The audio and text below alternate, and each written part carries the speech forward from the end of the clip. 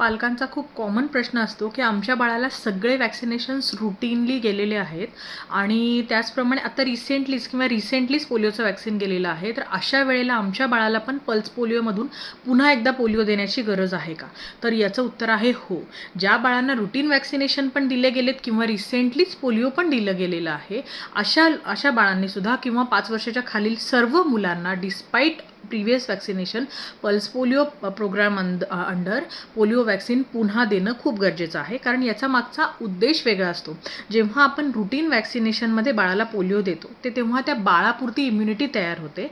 मात्र पल्स पोलिओचा उद्देश असा आहे की एकाच दिवशी पूर्ण मास ह्याच्यामध्ये क्वांटिटीमध्ये म्हणजे खूप जास्त मुलांना एकाच दिवशी आपण वॅक्सिनेट करतो आणि त्याच्यामुळे त्या मुलांच्या इंटेस्टाईनमध्ये इम्युनिटी तयार होऊन व्हायरसचे ट्रान्समिशन आहे, म्हणजे एका बाळाकडून दुसऱ्या बाळाकडे हा जो रॅपिडली पोलिओ व्हायरस ट्रान्समिट होतो तो याच्यामुळे रोखला जातो. आणि पल्स पोलिओ हे खूप सक्सेसफुली अभियान भारत देशाने चालू केले आणि याच्यामुळे आपण भारतातून पोलिओ हा सक्सेसफुली इरॅडिकेटही करू शकलो आहे.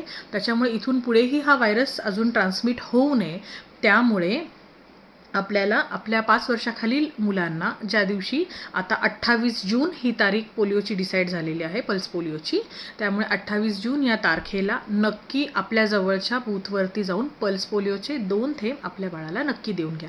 पुढचा एक पालकांचा प्रश्न असतो की याच्यामुळे डबल वेळेला डोस देऊन मुलांना काही साईड इफेक्ट होतील का? तर नाही.